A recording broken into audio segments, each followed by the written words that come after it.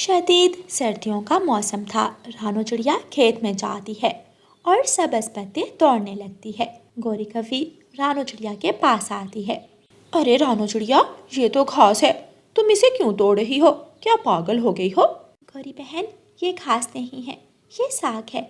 इसे रोटी के साथ खाया जाता है और अक्सर पक्षी इसको चावलों के साथ भी खाते हैं। ये बहुत स्वादिष्ट बनकर तैयार होता है। हम तो नहीं खाते ऐसी घास फूस। गोरी कभी मुंह बनाकर वहां से चली जाती है।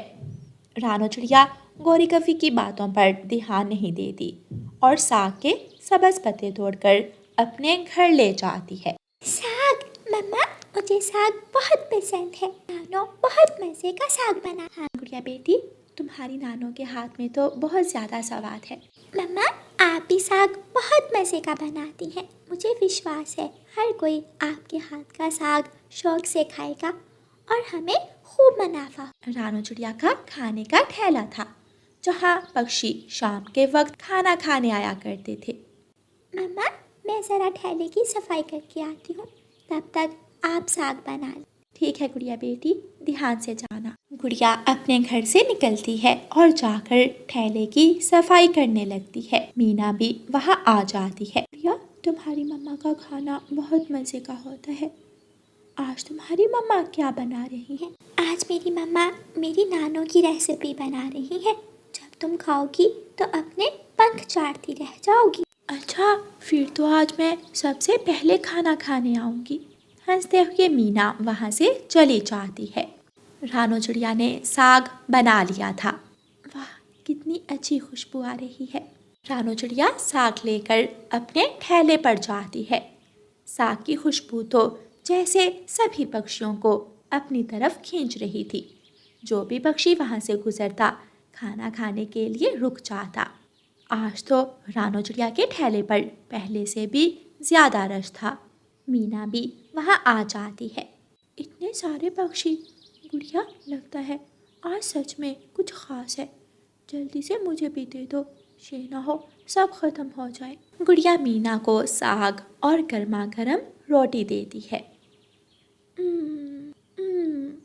बहुत बहुत मज़ेदार है ये तो। चील भी वहाँ आती है। ये खुशबू किस चीज़ की है? रानो, क्या बनाया है आज तुमने? चील दी, मैंने आज साग बनाया था, मगर अब तो सारा ख़त्म हो गया। ख़त्म हो गया? मगर मैं तो बहुत दूर से इस खुशबू के पीछे पीछे आई हूँ। रानो, अगर कल तुम साग बनाओ तो मेरे लिए ज़रूर रख लेना। जी चील दी, ज़रूर। कालू कौवा और गौरी कौवी दूर बैठे ये सब देख रहे थे। कालू जी, इस रानो की किस्मत कितनी अच्छी है। सबज पत्ते भी पकाए तो भी सारे पक्षी इसी के ठेले पर आते हैं। कालू जी, अब मुझे रानो चिड़िया की ये कामयाबी बर्दाश्त नहीं होती, आप कुछ करें। तुम ठीक कह रही हो, हमें इस चिड़िया का कुछ ना कुछ करना होगा। गौरी और कालू कौवा जलते हुए वहाँ से चले जाते हैं।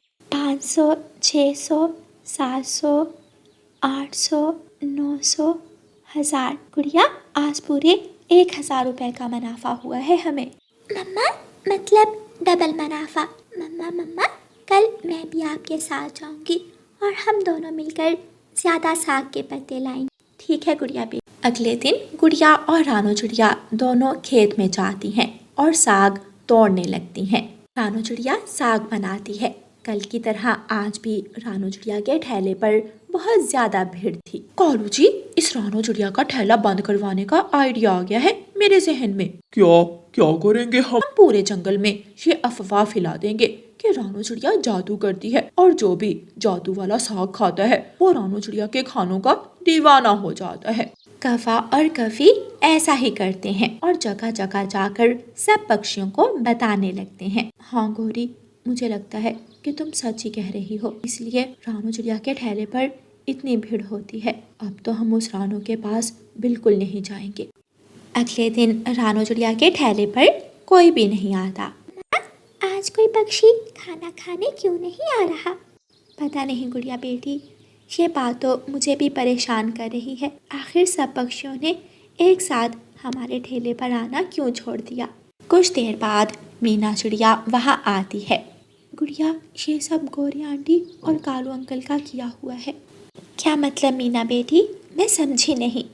गौरी आंटी ने सब पक्षियों से कहा है कि रानू आंटी खाने पर जादू करती हैं, मंत्र पढ़ती हैं, इसलिए सब पक्षी पागलों की तरह उसके ठेले पर जाते हैं।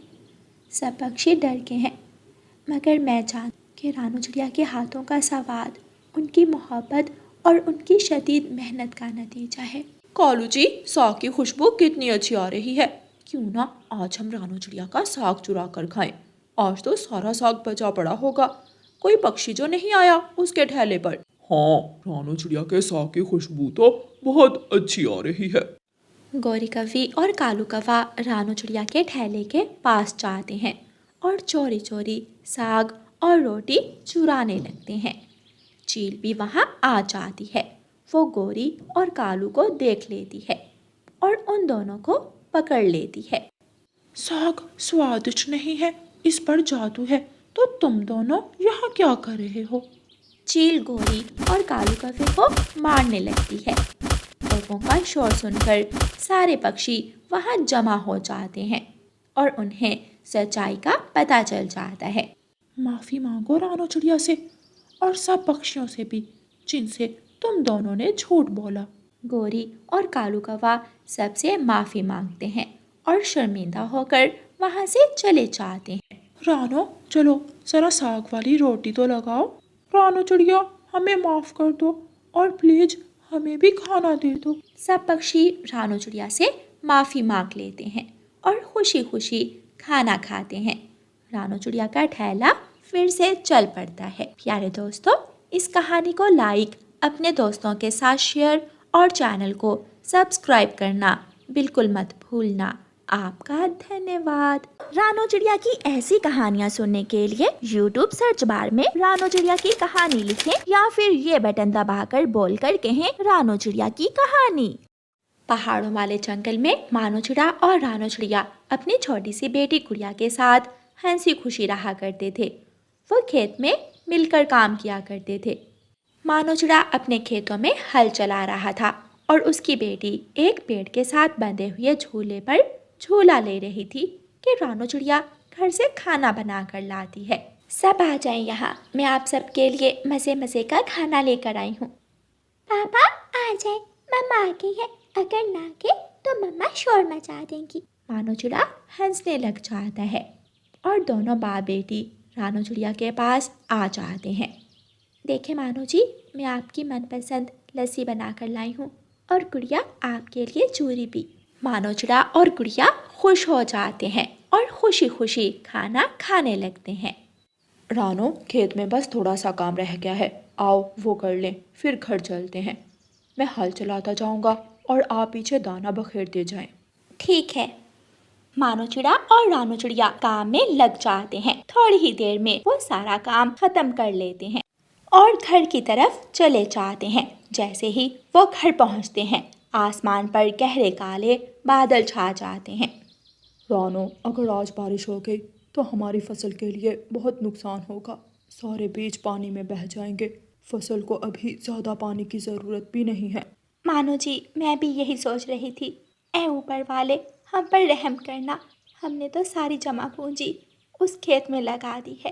रानू चिड़िया ने अभी इतना कहा ही था कि आसमान पर बादल जोर से गरजता है और तेज़ हवाओं के साथ तेज़ बारिश शुरू हो जाती है। रानो, आप गुड़िया के पास रहें, मैं खेत को देख कर आता हूँ। मैं सोच रहा हूँ क्यों ना हम एक बड़ा सा प्लास्टिक बैग लेकर खेत पर डाल दें। लेकिन मानो जी, इतना बड़ा प्लास्टिक बैग आप कहाँ से लाएंगे? और कभी खेतों पर किसी ने प्लास्टिक बैग डाला भी है? अच्छा चलो, देखता हूँ जाकर क्या सूरत हाल है वहाँ की।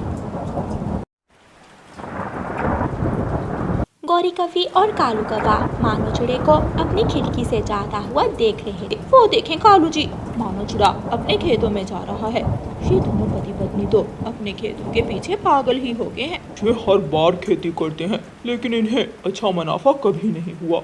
उधर हमारा ढाबा है कि दिनों में तरक्की कर रहा है। बस मेरा कमाल है ये सब, जिसने ढाबा बनवाया। हाँ, सब तुम्हारे ही कमालात होते हैं। मैं तो ऐसे ही पागलों की तरह सारा दिन काम में लगा रहता हूँ। मानो चिड़ा अपने खेत में पहुंच जाता है। तेज बारिश में वो एक बड़े पेड़ के नीचे बैठ जाता है। हवाएं इतनी तेज थी कि लग रहा था कि अभी सभी पेड़ पौधे टूटकर जमीन पर गिर जाएंगे। बादल जोर से गरजता है। मानो चिड़ा डरकर पेड़ के साथ लगकर बैठ जाता है। तेज हवा के साथ पेड़ जोर जोर से हिलने लगता है और एक बड़ी डाल टूटकर मानो चिड़े के ऊपर गिर जाती है। मानो चिड़ा एक लंबी सांस लेता है और बेहोश हो जाता है। मानो चिड़ा सारी रात वहीं उस पेड़ की डाल के नीचे बेहोश पड़ा रहता है।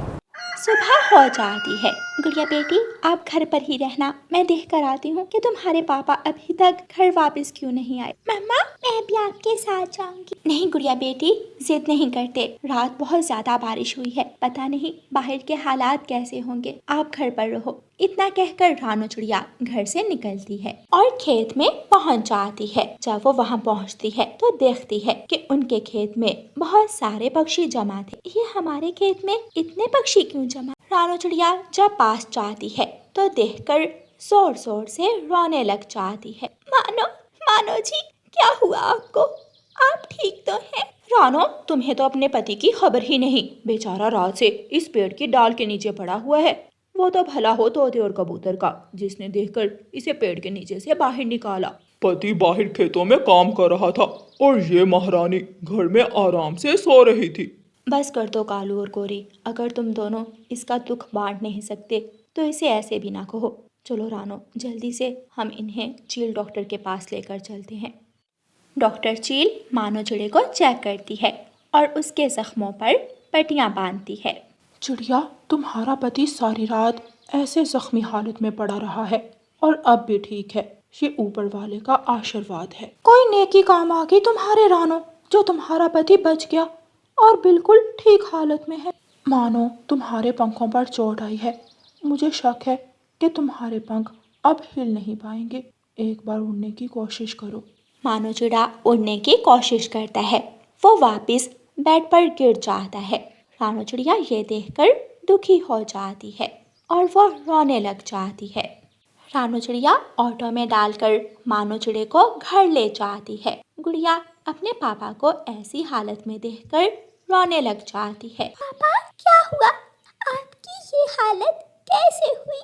पापा, मेरे पापा।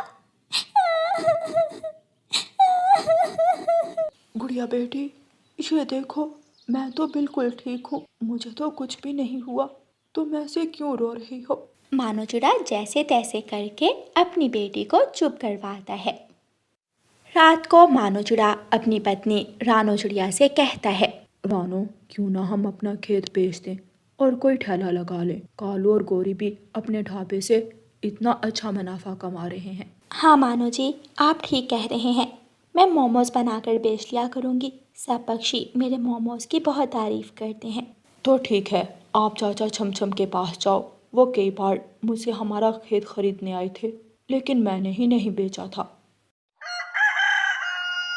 रानो चिड़िया चाचा छमछम के पास जाती है और उसे खेत बेच देती है और पैसे लेकर घर वापस आ जाती है। फिर अगले दिन रानो चिड़िया कबूतर चाचा की दुकान पर जाती है और वहाँ से मोमोज बनाने का सामान खरीदती है और जंगल में मोमोज का ढाबा लगा लेती है। थोड़ी ही देर में मोमोज की खुशबू से सारे पक्षी रानो चिड़िया के ढाबे से मोमोज खाने आ जाते हैं। ऐसे रानो चिड़िया को बहुत अच्छा मुनाफा होने लगता है और चिड़ियाओं का वो परिवार फिर से हंसी खुशी का जीवन गुजारने लगता है। प्यारे दोस्तों, इस कहानी को लाइक, अपने दोस्तों के साथ शेयर और चैनल को सब्सक्राइब करना बिल्कुल मत भूलना। आपका धन्यवाद। मानो चिड़ा पुलिस इंस्पेक्टर था, उसे एक कॉल आती है। जी जी, यस सर, आप बेफिक्र हो जाएं, मैं ये काम कर लूँगा। क्या हुआ मानो जी, किसका फोन था? मुझे एक केस सॉल्व करने के लिए दूसरे जंगल जाना होगा। दूसरे जंगल? मगर मानो जी, हम यहाँ अकेले कैसे रहेंगे? मैं 2 दिन का अनाज लाकर रख दूंगा, आपको परेशानी नहीं होगी। मानो चिड़ा उड़ता है और अनाज लेने के लिए चला जाता है। चलो बच्चों, आप भी जल्दी से स्कूल चले जाओ। जी मम्मा, जी मम्मा। गुड़िया और कुकू भी स्कूल चले जाते हैं। कितने ही दिन हो गए मैं सब्जियों के खेत में नहीं गई, आज मैं जाती हूँ। रानो चिड़िया अपने सब्जियों के खेत में चली जाती है। यहाँ तो कितनी जड़ी बूटियाँ उगाई हैं, मुझे इनकी साफ सफाई करनी चाहिए। वरना मेरी सब्जियां खराब हो जाएंगी। रानू चिड़िया सब्जियों की सफाई करने लगती है। तोता उड़ता हुआ वहाँ आता है। रानू बहन, मुझे कुछ गाजरें दे दो। छोटा मिट्ठू गाजर खाने की फरमाइश कर रहा है और ऐसी ताज़ा गाजर बाजार से तो नहीं मिलती। जी मिट्ठू भैया, आपको जितनी जरूरत हो गाजरें ले जाएं। तोता कुछ गाजरें तोड़ता है और उन्हें टोकरी में डालता है। बहुत बहुत शुक्रिया रानू चिड़िया, तुम बहुत अच्छी हो। ऐसे कहकर मिट्ठू तोता वहाँ से चला जाता है। रानू चिड़िया भी कुछ बैंगन लेकर घर चली जाती है। बच्चों के आने से पहले उनके लिए बैंगन के पकोड़े बना लेती हूँ, बच्चे खुश हो जाएंगे। रानू चिड़िया बैंगन के पकोड़े बनाने लगती है। कुछ ही देर में मानो चिड़ा भी आ जाता है। वाह रानू, कितनी अच्छी खुशबू आ रही है, बाहर तक खुशबू फैली हुई है। रानू, मुझे तो लगता है आज कहीं सारा जंगल हमारे घर ना आ जाए। मानो चिड़ा बैंगन के पकोड़े खाता है। वाह, मजा आ गया। कालू जी, इतनी अच्छी खुशबू कहाँ से आ रही है? मुझे तो लगता है आज फिर रानू चिड़िया बैंगन के पकोड़े बना रही है। कालू जी, मैं नमक लेने के बहाने से जाती हूँ और कुछ पकोड़े लेकर आती हूँ। इतनी अच्छी खुशबू, हरियाली। मैं तो चिड़िया के घर जा रहा हूँ। मिट्ठू जी, आपको कैसे पता चला कि ये खुशबू रानू चिड़िया के घर से आ रही है? रानू के सिवा कोई इतने स्वादिष्ट पकोड़े बना ही नहीं सकता। अच्छा, कुछ ज्यादा ही नहीं तारीफें कर रहे आप रानू चिड़िया की? जब तुम खाओगी तो तुम भी यही कहोगी। तोता उड़ता है और रानू चिड़िया के घर जाता है। गौरी कव्वी पहले से ही वहाँ बैठी हुई थी। आ जाए मिट्ठू भाई। मेरा हिस्सा रखा है क्या? मुझे पता था कि आप भी पकोड़े शौक से खाते हैं, इसलिए मैंने सबके लिए बनाए हैं। गौरी बहन, ये ले नमक और ये पकोड़े भी ले जाएं। गौरी कव्वी और तोता पकोड़े लेकर वहाँ से चले जाते हैं। अगले दिन मानो चिड़ा दूसरे जंगल के लिए निकलता है। मानो जी, इसमें आपकी जरूरत का सारा सामान रख दिया है, अपना ख्याल रखिएगा। आज तो हवा भी बहुत तेज चल रही है। हाँ हाँ, तुम भी अपना और बच्चों का ख्याल रखना। पापा जल्दी वापस आ जाइएगा, हमें आपकी बहुत याद आएगी। मानो चिड़ा बच्चों को गले से लगाता है और फिर अपना बैग लेकर दूसरे जंगल के लिए निकल जाता है।